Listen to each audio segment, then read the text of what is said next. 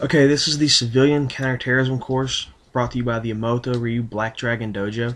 This course will consist of 4 parts: psychology, awareness, avoidance, escape, evasion, survival, and your own personal threat analysis. We'll begin this with part 1 on the psychology of terrorism. Terrorists are not the emotionally or mentally disturbed person the media tells you.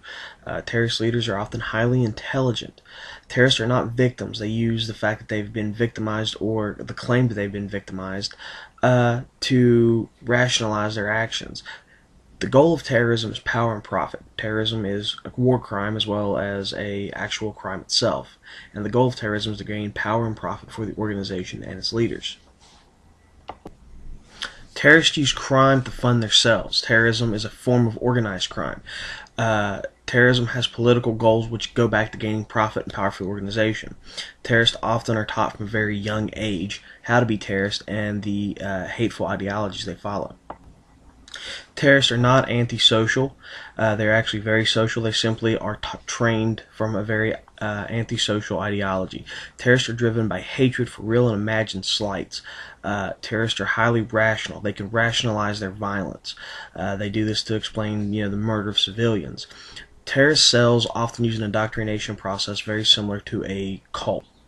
Now, this cult indoctrination process that a lot of terrorists use actually breaks down the individual identity and replaces it with a group identity, which is used to rationalize the actions taken by the terrorist.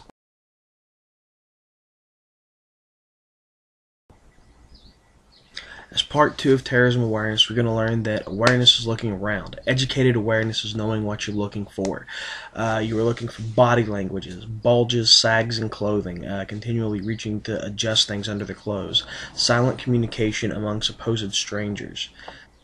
You will also be looking for behavioral cues, such as people stalking out security points, exits, phones, places where the security guards or the security desk is located. Listen to what other people are saying. Some might pray, some might preach, some might be warning others. Trust your instincts. That's the most important thing of all. Listen to what your mind is telling you, even if you don't understand why it's telling you. We'll begin by looking at body language. Very specific things such as behavioral cues.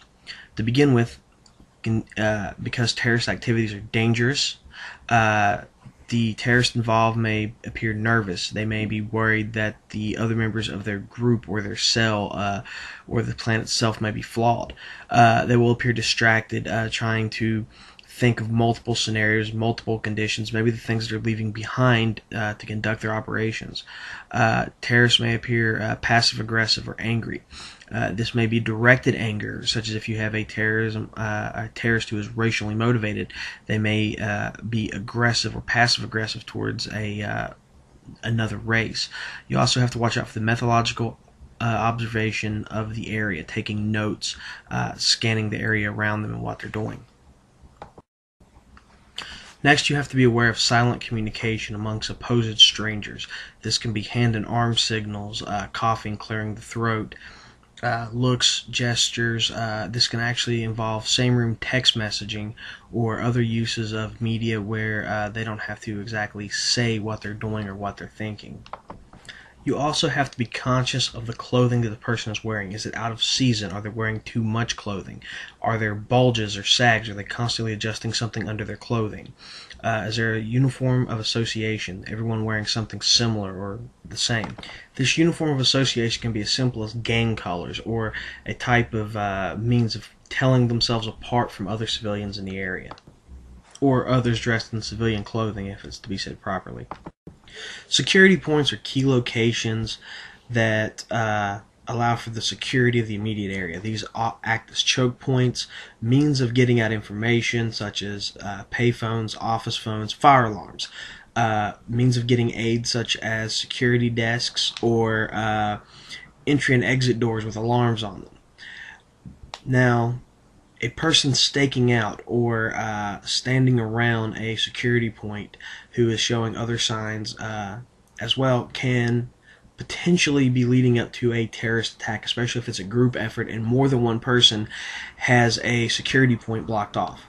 Listen to what others around you are saying. Are they praying? Are they preaching? Are they advising others to watch out or to be warned?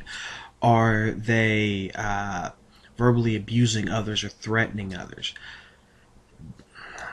This idea that a person might not drop some sort of verbal cue which will allow you to avoid the threat before it becomes a danger, and the idea that you cannot pay attention to what other people are saying in public is completely false. You need to pay attention to everything going on around you at all times.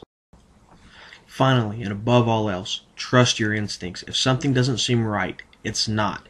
Your mind learns things by associating them with other things, such as your hand touching fire and being burned, and you associate fire with hot and heat with pain. So you don't go out touching fire ever again because fire is hot and hot means pain. That same basic association, which is used in behavioral modification and behavioral learning, also applies like this. Sometimes your subconscious mind has the association of danger with a certain item or a certain set of items, but your conscious mind has not connected the dots to say exactly what that danger is, because it may be drawing from other experiences and other associations. Always listen to your instinct. It is your mind's way of telling you that something is wrong, even if you consciously do not understand it. Part 3. Avoidance, Escape, Evasion, and Survival. This is not a class or a course in how to survive out in the wilderness, or will teach you any sort of survival skills. It will help you prioritize what is important to your survival in an emergency situation. Avoidance is simple. Avoid the threat before it becomes a danger. Assess each warning sign of terrorism awareness to determine the likelihood of an actual terrorist threat. As a rule, 4 out of 6 of the previous cues signal a real likelihood of a possible terrorist threat. Take a mental snapshot as you avoid the situation. Look for the number of people, clothing, equipment used. Those same cues which tipped you off to the possibility of a terrorist threat can also give the proper authorities more information to be able to deal with that terrorist threat. Things as simple as uniform association can help the proper authorities determine who is a terrorist and who isn't, and save people in a hostage or an active shooter scenario. If the threat cannot be avoided, it becomes a danger and you have to escape from it. To do this, first develop a tentative plan.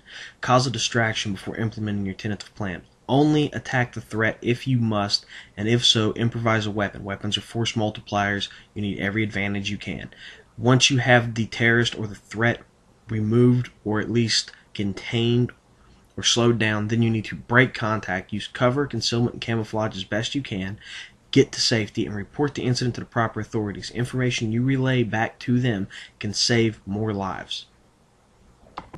Once you've escaped, it's now time to evade. Remember, cover obstructs sight and limits the contact with the enemy. This would be like a wall which prevents bullets from penetrating, whereas a sheetrock wall, which would allow bullets to penetrate the wall and still strike you, is a form of concealment. It obstructs sight but does not prevent contact. Camouflage allows sight but prevents someone from noticing you. Keeping cover and concealment in mind, you want to make use of micro-terrain. You want to rush from cover to cover. Lay flat to hide your silhouette in the open. Belly crawl through ditches and between large objects. You can also do this out in the open to keep from being spotted. You want to sidestep along objects such as trailers or along walls through hallways. You want to match the shape of objects around you, especially when you have to stop for any point of time. You need to pivot step. This is a step in which you pivot on one foot, turning in a 360-degree angle to maintain a 360-degree field of view around you to make sure there's no one around you. In the military, this is known as keeping your head on a swivel. You want to ambush any tail you have only as a last resort, and only if you think you cannot get away from them. You are not John Rambo or any sort of super ninja, even if you do study ninjutsu. And ambushing anyone tailing you, especially someone who is armed and trained in paramilitary and military tactics, is extremely risky and dangerous. Do not do this unless there is no other alternative. Survival. Stay calm. Focus on your breathing. One breath in, one breath out. Prioritize. Injuries come first. Serious injuries. Defense, shelter, water, food.